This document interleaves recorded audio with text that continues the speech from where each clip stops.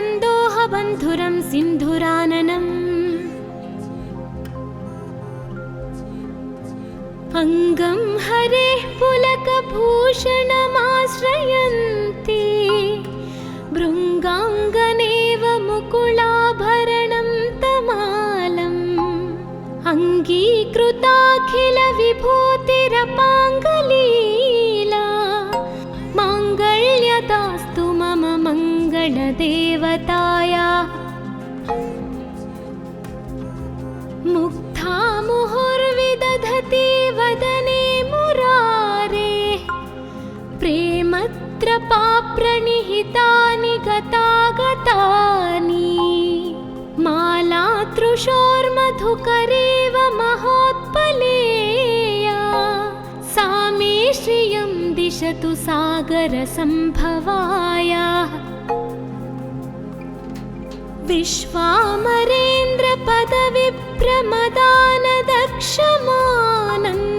विश्वामरेन्द्रपदविप्रमदानदक्षमानन्दहेतुरधिकं मुरविद्विषोऽपि ईशन्निषीदतु मयि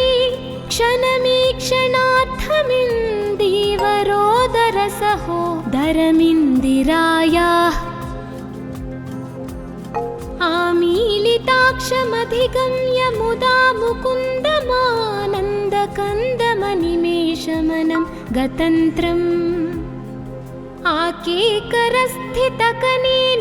आकेकरस्थितकनेनिकपक्ष्मनेत्रम् भूत्यै भवेन्मम भुजङ्गशयाङ्गनायाः बह्वन्तरे धुजितः श्रितकौस्तुभेयाः हारावलीव हरिनीलमयी विभाति कामप्रदा भगवतोऽपि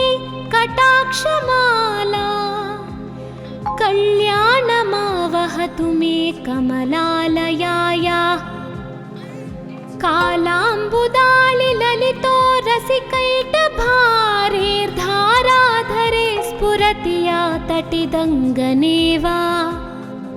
मातुः समस्तजगतां महनीयमूर्तिः भद्राणि मे दिशतु भार्गवनन्दनायाः प्राप्तं पदं प्रथमतः खलु यत्प्रभावान् माङ्गल्यभाजि मधुमाधिनि मन्मथेन मय्यापतेत्तदिह मन्थरमीक्षणार्थम् मन्दालसञ्च मकरालय कन्यकायाः दद्याद्दयानुपवनो द्रविणाम्बुधारामस्मिन्न किञ्चन विहङ्गशिशौ विषण्णे दुष्कर्म घर्ममपनीय चिराय दूरं नारायण प्रणयिनी नयनाम्बुवाहाः इष्टाविशिष्टमतयोऽपि यया दयार्थदृष्ट्या त्रिविष्टपपदं सुलभं लभन्ते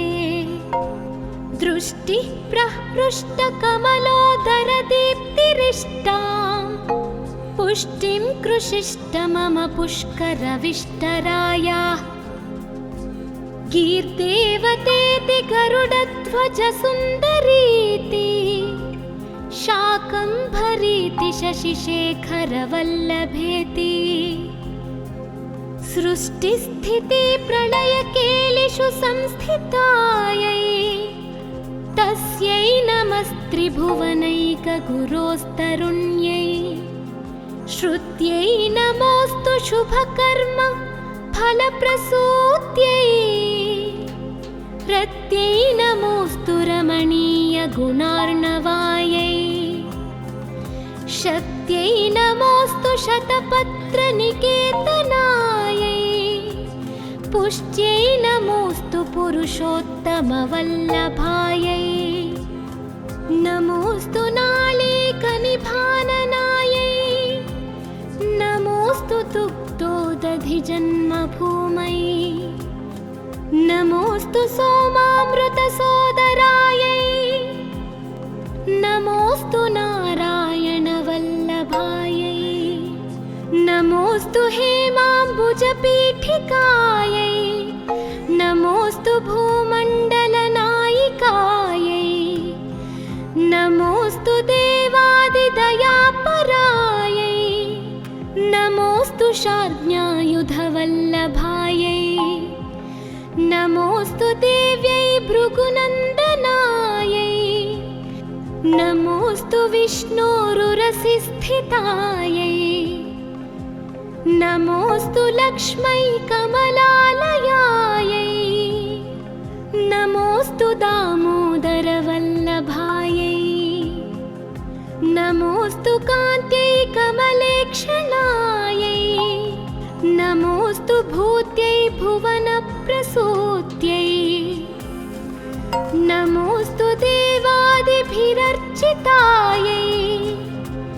नमोऽस्तु नन्दात्मजवल्लभायै सम्पत्कराणि सकलेन्द्रियनन्दनानि साम्राज्यदानविभवानि सरोरुहक्षि त्वद्वन्दनानि दुरिताहरणोद्यतानि मामेव मातरनिशं कलयन्तु मान्ये यत्कटाक्षसमुपासनाविधिः सेवकस्य सकलार्थसम्पदः सन्तनोति वचनाङ्गमानसैस्त्वां मुरारिहृदयेश्वरीं भजे सरसिजनिलये सरोजहस्ते धवलतमाशुकगन्धमाल्यशोभे भगवति हरिवल्लभे मनोज्ञे त्रिभुवनभूतिकरे प्रसीद मह्याम् दिग्गस्तिभिः कनककुम्भमुखावसृष्टस्वर्वाहिनी विमलचारुजलप्लुताङ्गिम् प्रातर्नमामि जगतां जननीमशेषलोकाधिनाथगृहिणीममृताब्धिपुत्रीं कमले कमलाक्षवल्लभे त्वं करुणापूरतरङ्गितैरपाङ्गैः अवलोकय मामकिञ्चनानां प्रथमं पात्रमकृत्रिमं दयायाः बिल्वाटवीमध्यलसत्सरोजे सहस्रपत्रे सुखसन्निविष्टा अष्टापदाम्बोरुहपाणिपद्मा सुवर्णवर्णां प्रणमामि लक्ष्मीं कमलासनपाणिना ललाटे लिखितामक्षरपङ्क्तिमस्य जन्तोः परिमार्जय मातरङ्घिणा ते धनिकद्वारनिवासदुःखदोग्ध्रीम् अम्भोरुहं जन्मगृहं भवत्याः वक्षःस्थलं भर्तगृहं मुरारेः कारुण्यतः कल्पय पद्मवासे लीलागृहं मे हृदयारविन्दम् स्तुवन्ति ये स्तुतिभिरमोभिरन्वहं त्रयीमयीं त्रिभुवनमातरं रमा गुणाधिका गुरुतरभाग्यभाजिनो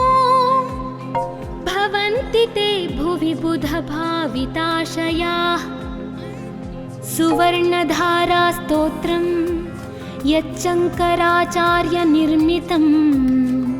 त्रिसन्ध्यं यः पठेन्नित्यं सकुबेरसमो भवेत् इति श्री कनकधारास्तोत्रं सम्पूर्णम्।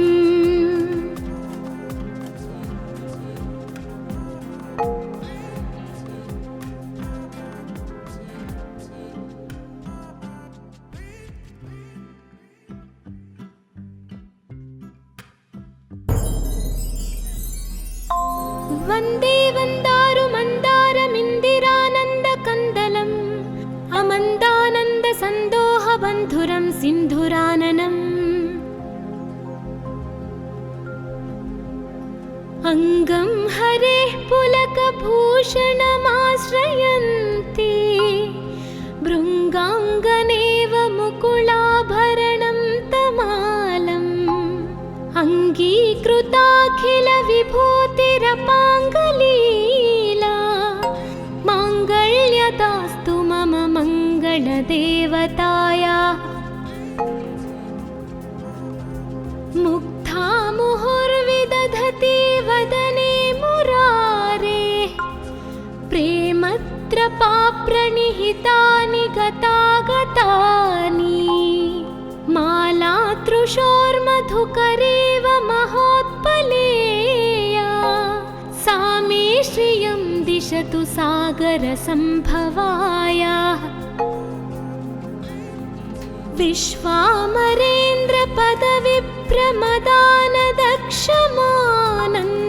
विश्वामरेन्द्रपदविप्रमदानदक्षमानन्दहेतुरधिकं मुरविद्विषोऽपि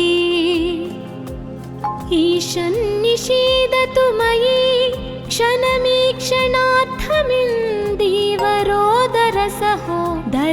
क्षणमीक्षणार्थमिन्दीवरोदरसहोदरमिन्दिरायाः आमीलिताक्षमधिगम्य मुदा मुकुन्दमानन्दकन्दमनिमेषमनं गतन्त्रम् आकेकरस्थितकनेनिकपक्ष्मनेत्रम्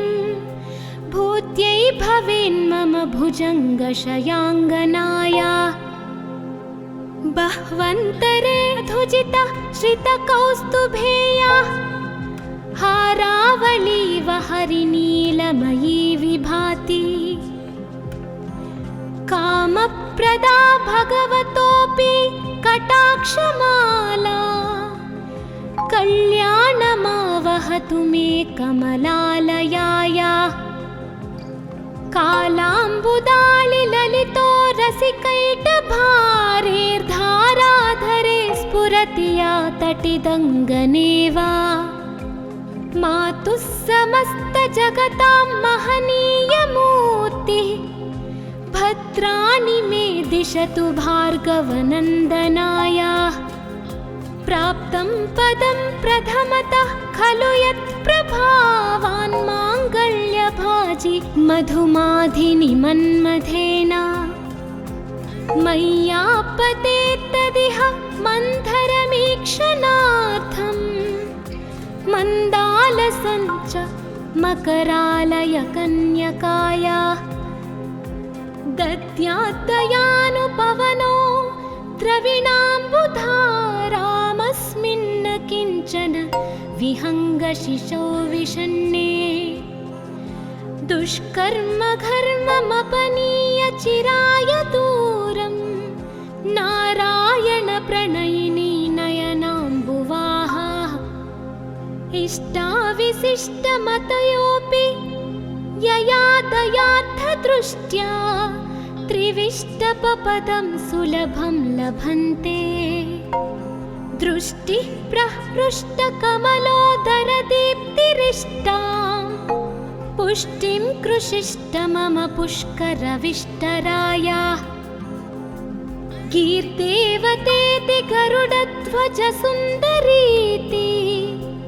शाकम्भरीति शशिशेखरवल्लभेति सृष्टिस्थितिप्रलयकेलिषु संस्थितायै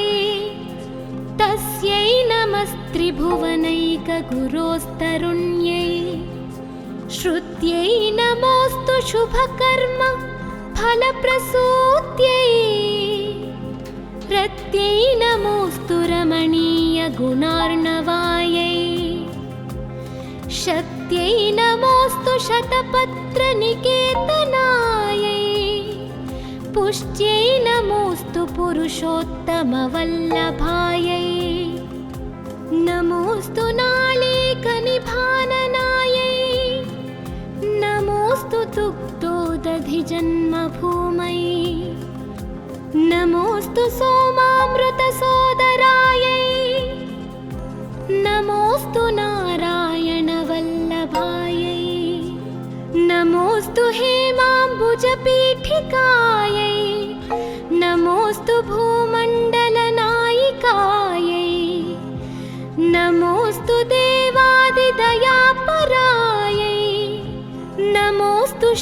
प्रज्ञायुधवल्लभायै नमोऽस्तु देव्यै भृगुनन्दनायै नमोऽस्तु विष्णोरुरसिस्थितायै नमोऽस्तु लक्ष्मै कमलालयायै नमोऽस्तु दामोदरवल्लभायै नमोऽस्तु कान्त्यै कमलेक्षणायै नमोऽस्तु भूत्यै भुवनप्रसूत्यै नमोऽस्तु देवादिभिरर्चितायै नमोऽस्तु नन्दात्मजवल्लभायै सम्पत्कराणि सकलेन्द्रियनन्दनानि साम्राज्यदानविभवानि सरोरुहक्षि त्वद्वन्दनानि दुरिताहरणोद्यतानि मामेव मातरनिशं कलयन्तु मान्ये यत्कटाक्षसमुपासनाविधिः सेवकस्य सकलार्थसम्पदः सन्तनोति वचनाङ्गमानसैस्त्वां मुरारिहृदयेश्वरीं भजे सरसिजनिलये सरोजहस्ते धवलतमाशुकगन्धमाल्यशोभे भगवति हरिवल्लभे मनोज्ञे त्रिभुवनभूतिकरी प्रसीद मह्याम् दिग्गस्तिभिः कनककुम्भमुखावसृष्टस्वर्वाहिनी विमलचारुजलप्लुताङ्गिम् प्रातर्नमामि जगतां जननीमशेषलोकाधिनाथगृहिणीममृताब्धिपुत्रीं कमले कमलाक्षवल्लभे त्वं करुणापूरतरङ्गितैरपाङ्गैः अवलोकय मामकिञ्चनानां प्रथमं पात्रमकृत्रिमं दयायाः बिल्वाटवीमध्यलसत्सरोजे सहस्रपत्रे सुखसन्निविष्टा अष्टापदाम्बोरुहपाणिपद्मा सुवर्णवर्णां प्रणमामि लक्ष्मीं कमलासनपाणिना ललाटे लिखितामक्षरपङ्क्तिमस्य जन्तोः परिमार्जय मातरङ्घिणा ते धनिकद्वारनिवासदुःखदोग्ध्रीम् अम्भोरुहं जन्मगृहं भवत्याः वक्षःस्थलं भर्तगृहं मुरारेः कारुण्यतः कल्पय पद्मवासे लीलागृहं मे हृदयारविन्दम् स्तुवन्ति ये स्तुतिभिरमोभिरन्वहं त्रयीमयीं त्रिभुवनमातरं रमा गुणाधिका गुरुतरभाग्यभाजिनो भवन्ति ते भुवि बुधभाविताशयाः सुवर्णधारास्तोत्रं यच्चङ्कराचार्यनिर्मितं त्रिसन्ध्यं यः पठेन्नित्यं सकुबेरसमो भवेत् इति श्री कनकधारास्तोत्रं सम्पूर्णम्।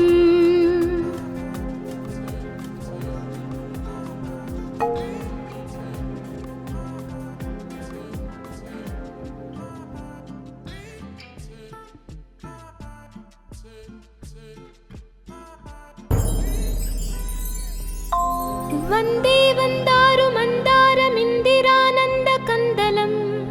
अमन्दानन्दसन्दोहबन्धुरं सिन्धुराननम् अङ्गं हरेः पुलकभूषणमाश्रयन्ति भृङ्गाङ्गनेव मुकुलाभरणं तमालम् अङ्गीकृ विभूतिरपाङ्गलीला माङ्गल्यदास्तु मम मङ्गलदेवताया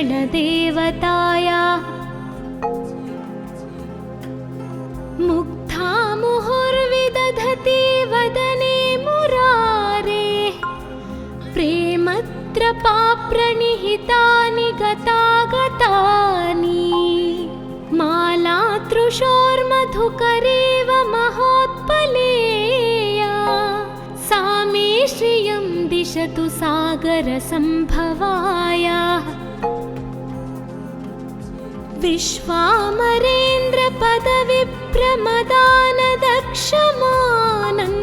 विश्वामरेन्द्रपदविप्रमदानदक्षमानन्दहेतुरधिकं मुरविद्विषोऽपि ईशन्निषीदतु मयि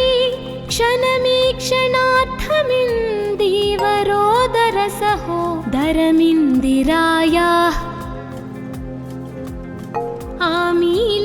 आमीलिताक्षमधिगम्य मुदा मुकुन्दमानन्दकन्दमनिमेषमनं गतन्त्रम् आकेकरस्थितकनेनिकपक्ष्मनेत्रम् भूत्यै भवेन्मम भुजङ्गशयाङ्गनाया बह्वन्तरे धुजिता श्रितकौस्तुभेया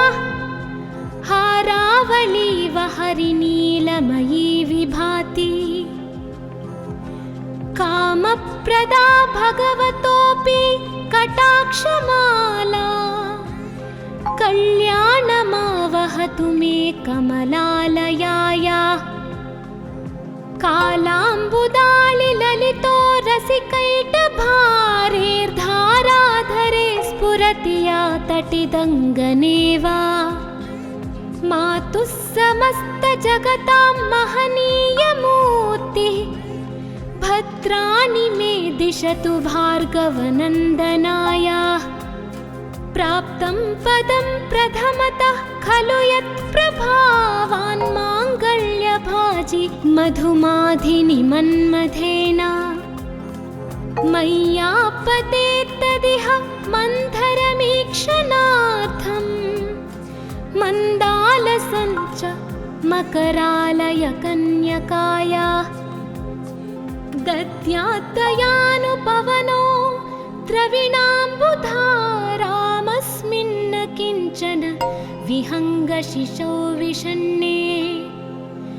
दुष्कर्म घर्ममपनीय चिराय दूरं नारायण प्रणयिनी नयनाम्बुवाहा इष्टाविशिष्टमतयोऽपि यया दयार्थदृष्ट्या त्रिविष्टपपदं सुलभं लभन्ते दृष्टिः प्रहृष्टकमलोदरदीप्तिरिष्टां पुष्टिं कृषिष्ट मम पुष्करविष्टराया कीर्तेवतेति गरुडध्वजसुन्दरीति शाकम्भरीति शशिशेखरवल्लभेति सृष्टिस्थितिप्रलयकेलिषु संस्थितायै तस्यै नमस्त्रिभुवनैकगुरोस्तरुण्यै श्रुत्यै नमोऽस्तु शुभकर्म फलप्रसूत्यै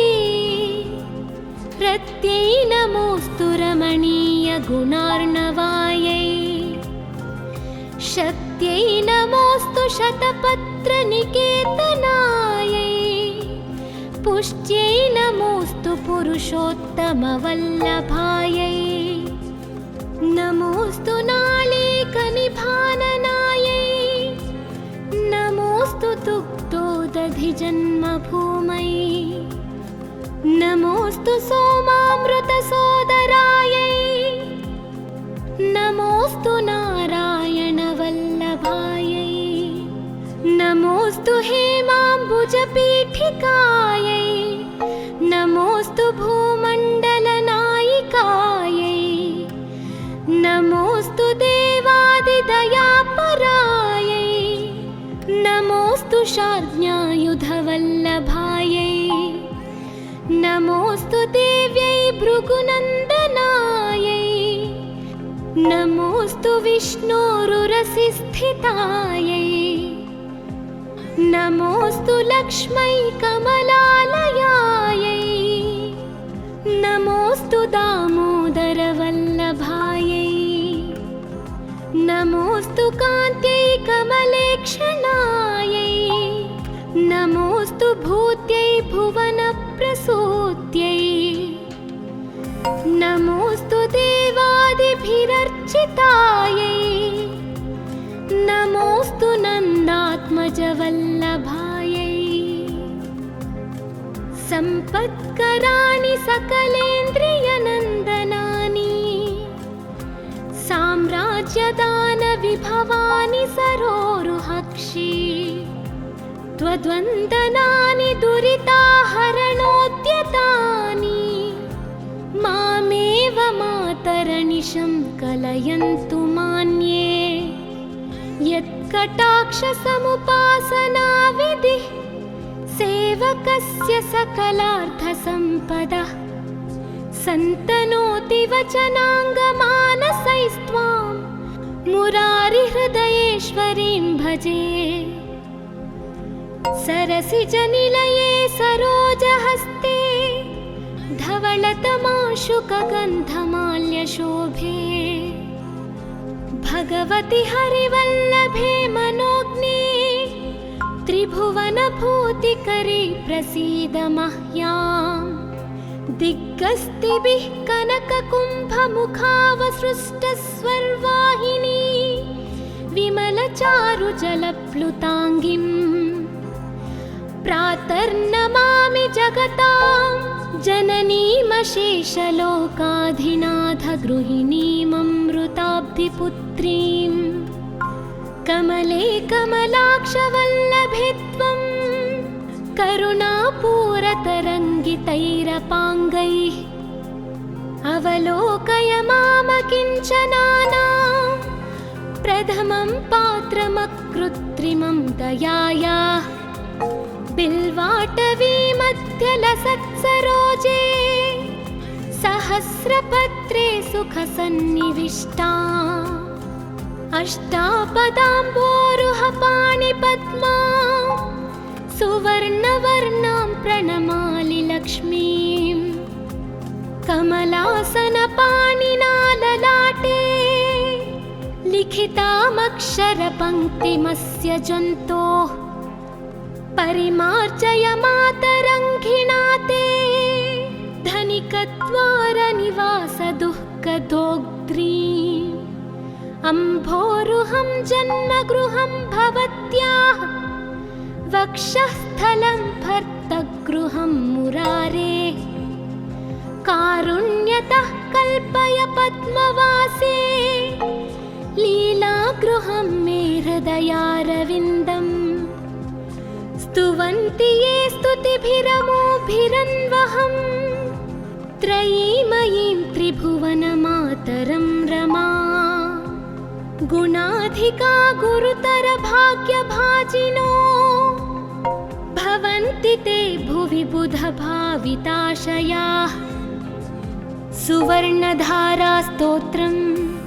यच्चङ्कराचार्यनिर्मितं त्रिसन्ध्यं यः पठेन्नित्यं सकुबेरसमो भवेत् इति श्री कनकधारास्तोत्रं सम्पूर्णम्।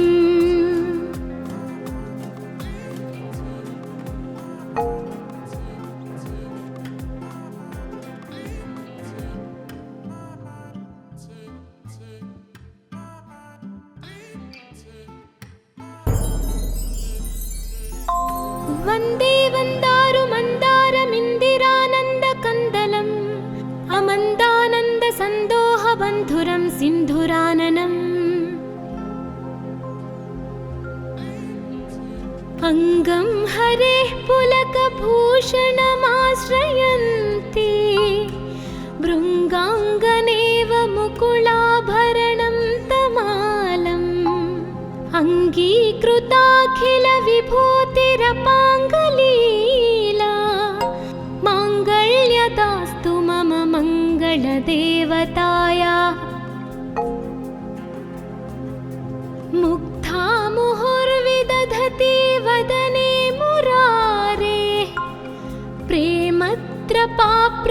ललितानि गतागतानि मालातृशोर्मधुकरेव महोत्पलेया सा मे श्रियं दिशतु सागरसम्भवायाः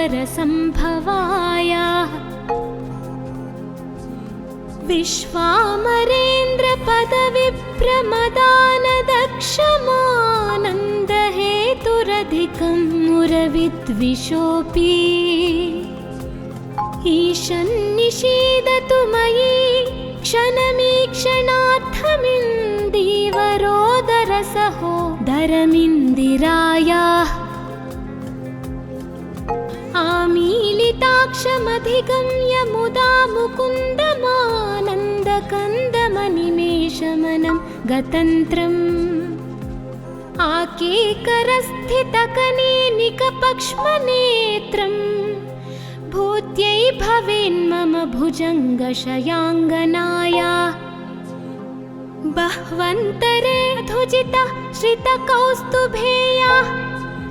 हारावलीव हरिनीलमयी विभाति कामप्रदा भगवतोऽपि कटाक्षमाला कल्याणमावहतु मे कमलालयाया कालाम्बुदालिललितो रसिकैटभारेर्धाराधरे स्फुरति या तटिदङ्गनेव मातुः समस्तजगतां महनीयमूर्तिः भद्राणि मे दिशतु भार्गवनन्दनाया प्राप्तं पदं प्रथमतः खलु यत्प्रभावान् माङ्गल्यभाजि मधुमाधिनि मन्मथेन मय्यापतेत्तदिह मन्थरमीक्षणार्थम् मन्दालसञ्च मकरालयकन्यकाया दद्यात्तयानुपवनो द्रविणाम्बुधारामस्मिन् किञ्चन विहङ्गशिशौ विषण्णे दुष्कर्म घर्ममपनीय चिराय दूरं नारायणप्रणयिनी नयनाम्बुवाहा इष्टाविशिष्टमतयोऽपि यया दयार्थदृष्ट्या त्रिविष्टपपदं सुलभं लभन्ते दृष्टिः प्रहृष्टकमलोदरदीप्तिरिष्टां पुष्टिं कृषिष्ट मम पुष्करविष्टराया कीर्तेवतेति गरुडध्वजसुन्दरीति शाकम्भरीति शशिशेखरवल्लभेति सृष्टिस्थिति प्रलयकेलिषु संस्थितायै तस्यै नमस्त्रिभुवनैकगुरोस्तरुण्यै श्रुत्यै नमोऽस्तु शुभकर्म फलप्रसूत्यै रत्यै नमोऽस्तु रमणीयगुणार्णवायै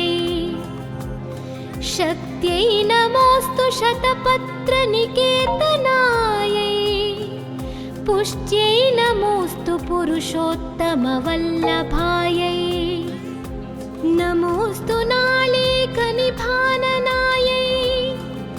नमोऽस्तु दुग्धोदधिजन्मभूमै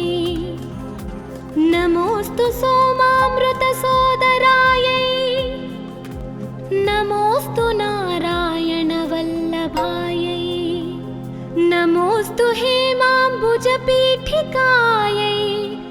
नमोऽस्तु भूमण्डलनायिकायै नमोऽस्तु देवादिदयापरायै नमोऽस्तु शार्ङ्ग्यायुधवल्लभायै नमोऽस्तु देव्यै भृगुनन्दनायै नमोऽस्तु विष्णोरुरसिस्थितायै नमोऽस्तु लक्ष्मै कमलालयायै नमोऽस्तु दामोदरवल्लभायै नमोऽस्तु कान्त्यै कमलेक्षणायै नमोऽस्तुत्यै नमोऽस्तु देवादिभिरर्चितायै नमोऽस्तु नन्दात्मजवल्लभायै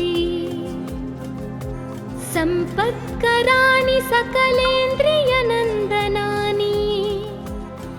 साम्राज्यदानविभवानि सरोरुहक्षि त्वद्वन्दनानि दुरिताहरणोद्यतानि मामेव मातरनिशं कलयन्तु मान्ये यत्कटाक्षसमुपासनाविधिः सेवकस्य सकलार्थसम्पदः सन्तनोति वचनाङ्गमानसैस्त्वां मुरारिहृदयेश्वरीं भजे सरसिजनिलये सरोजहस्ते धवलतमाशुकगन्धमाल्यशोभे भगवति हरिवल्लभे मनोज्ञे त्रिभुवनभूतिकरी प्रसीद मह्याम् दिग्गस्तिभिः कनककुम्भमुखावसृष्टस्वर्वाहिनी विमलचारुजलप्लुताङ्गिम् प्रातर्नमामि जगतां जननीमशेषलोकाधिनाथगृहिणीममृताब्धिपुत्रीं कमले कमलाक्षवल्लभे त्वं करुणापूरतरङ्गितैरपाङ्गैः अवलोकय मामकिञ्चनानां प्रथमं पात्रमकृत्रिमं दयायाः बिल्वाटवीमध्यलसत्सरोजे सहस्रपत्रे सुखसन्निविष्टा अष्टापदाम्बोरुहपाणिपद्मा सुवर्णवर्णां प्रणमामि लक्ष्मीम् कमलासनपाणिना ललाटे लिखितामक्षरपङ्क्तिमस्य जन्तोः परिमार्जय मातरङ्घिणा ते धनिकद्वारनिवासदुःखदोग्ध्रीम् अम्भोरुहं जन्मगृहं भवत्याः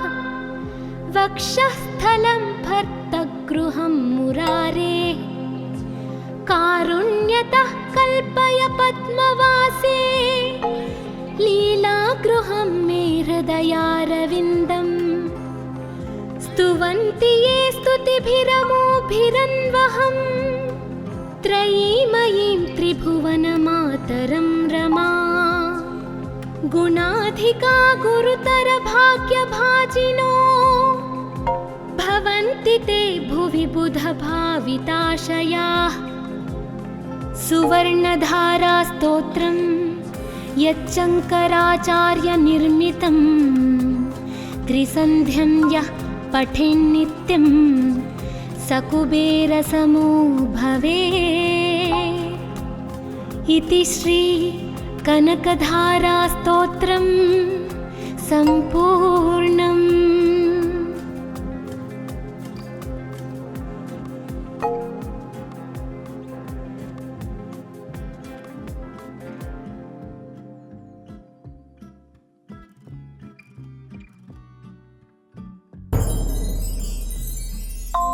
वन्दे वन्दारुमन्दारमिन्दिरानन्दकन्दलम्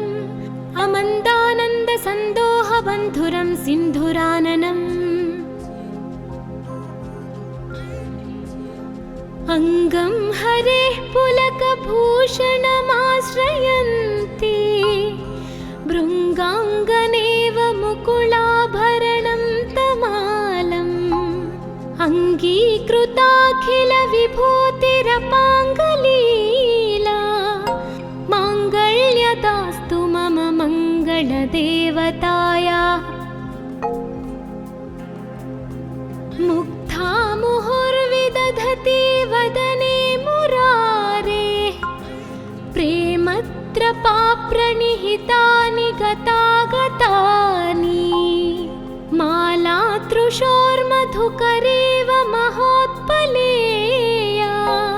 सा मे श्रियं दिश दिशतु सागरसम्भवाय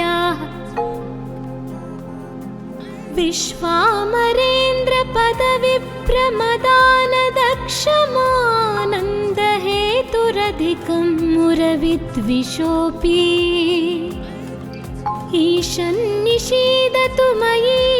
क्षणमीक्षणार्थमिन्दीवरोदरसहोदरमिन्दिरायाः आमीलिताक्षमधिगम्य मुदा मुकुन्दमानन्दकन्दमनिमेषमनं गतन्त्रम् आकेकरस्थितकनेनिकपक्ष्मनेत्रम् भूत्यै भवेन्मम भुजङ्गशयाङ्गनाया बह्वन्तरे धुजिता श्रितकौस्तुभेया हारावलीव हरिनीलमयी विभाति कामप्रदा भगवतोऽपि कटाक्षमाला कल्याणमावहतु मे कमलालयाया कालाम्बुदालिललितो रसिकैटभारेर्धाराधरे स्फुरति या तटिदङ्गनेव मातुः समस्तजगतां महनीयमूर्तिः भद्राणि मे दिशतु भार्गवनन्दनाय प्राप्तं पदं प्रथमतः खलु यत्प्रभावान् माङ्गल्यभाजि मधुमाधिनि मन्मथेन मय्यापतेत्तदिह मन्थरमीक्षणार्थम् मन्दालसञ्च मकरालय कन्यकाया दद्याद्दयानुपवनो द्रविणाम्बुधारामस्मिन्न किञ्चन विहङ्गशिशौ विषण्णे दुष्कर्म घर्ममपनीय चिराय दूरं नारायण प्रणयिनी नयनाम्बुवाहा इष्टाविशिष्टमतयोऽपि यया दयार्थदृष्ट्या त्रिविष्टपपदं सुलभं लभन्ते दृष्टिः प्रहृष्टकमलोदरदीप्तिरिष्टां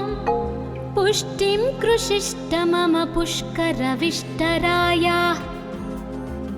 कीर्देवतेति गरुडध्वजसुन्दरीति शाकम्भरीति शशिशेखरवल्लभेति सृष्टिस्थितिप्रलयकेलिषु संस्थितायै तस्यै नमस्त्रिभुवनैकगुरोस्तरुण्यै श्रुत्यै नमोऽस्तु शुभकर्म फलप्रसूत्यै रत्यै नमोऽस्तु रमणीयगुणार्णवायै शक्त्यै नमोऽस्तु शतपत्रनिकेतनायै पुष्ट्यै नमोऽस्तु पुरुषोत्तमवल्लभायै नमोऽस्तु नालीकनिभाननायै नमोऽस्तु दुग्धोदधिजन्मभूमै नमोऽस्तु सोमामृतसोदरायै नमोऽस्तु नारायणवल्लभायै नमोऽस्तु हेमाम्बुजपीठिकायै नमोऽस्तु भूमण्डलनायिकायै नमोऽस्तु देवादिदयापरायै नमोऽस्तु शार्ङ्ग्यायुधवल्लभायै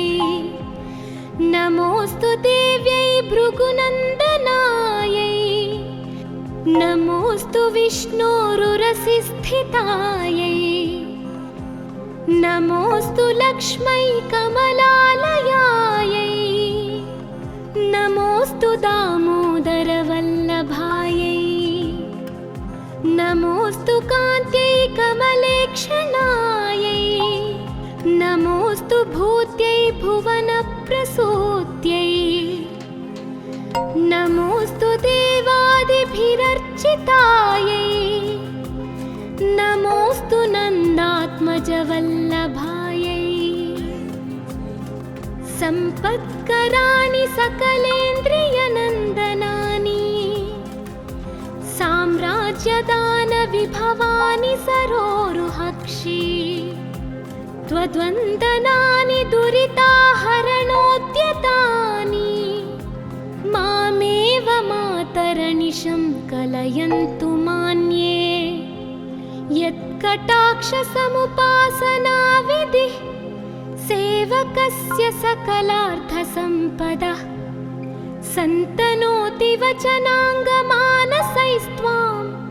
मुरारिहृदयेश्वरीं भजे सरसिजनिलये सरोजहस्ते धवलतमाशुकगन्धमाल्यशोभे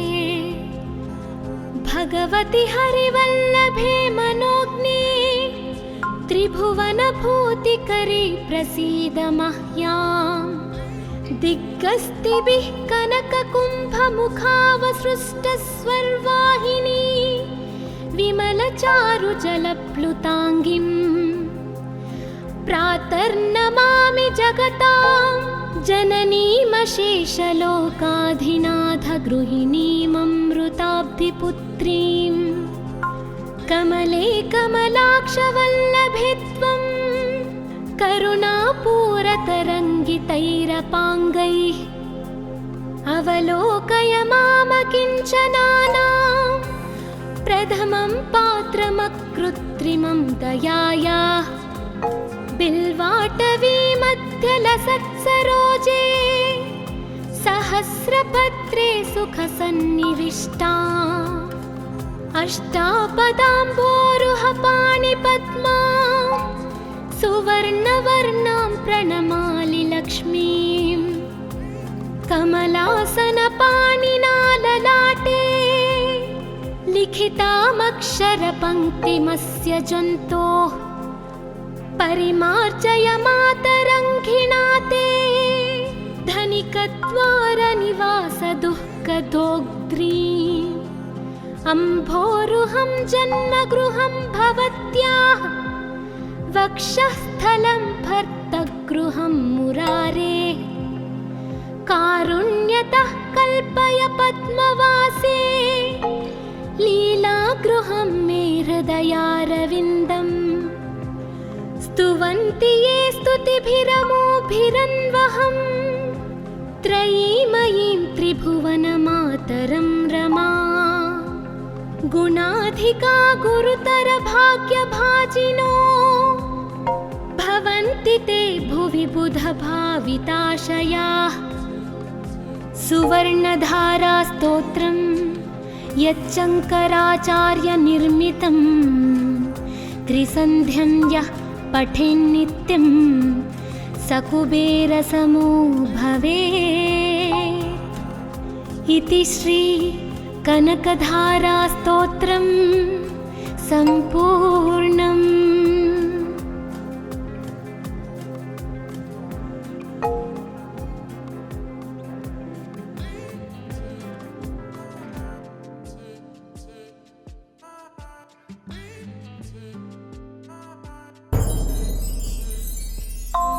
वन्दे वन्दारुमन्दारमिन्दिरानन्दकन्दलम्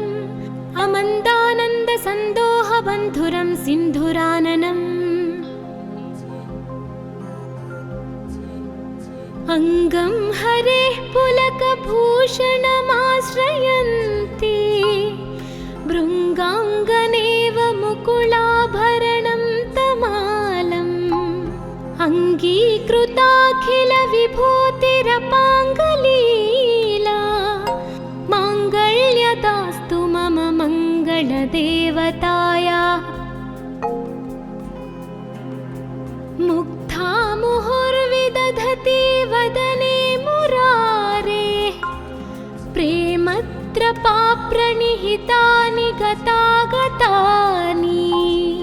मालातृशोर्मधुकरेव महोत्पलेया सा मे श्रियं दिशतु सागरसम्भवायाः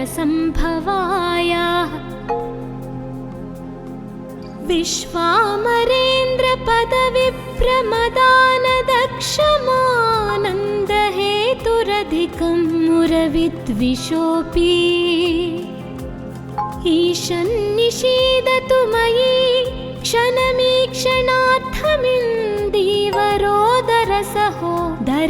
क्षणमीक्षणार्थमिन्दीवरोदरसहोदरमिन्दिरायाः